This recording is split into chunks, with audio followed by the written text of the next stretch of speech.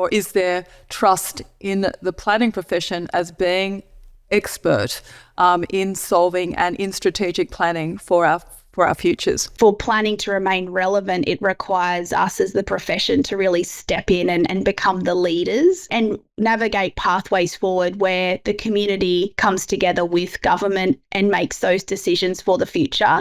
And I think technology really can be an enabler, but also, the rise of kind of the spread of social media messaging where you can get really negative narratives out there very quickly can actually work against the bringing together and the collaboration of the different stakeholders. So I think that's where that tension exists. But certainly in our workshops with the young planners, that need for bold leadership, that almost there was a sentiment that the next 10 years, could be the make or break of the profession. I know that sounds really dramatic, but that was kind of the feeling coming through. With some of the open form questions we had, it because underneath the survey we had kind of pre-populated, but we had given everyone the opportunity to write their own comments. And there was one particular comment that stuck out to me in terms of going back to what Nicole said in terms of the next 10 years is make or break. Some people feel that the planning profession is already gone. And we had a comment saying, why are we even doing this survey? Planning is already in post-mortem phase. And having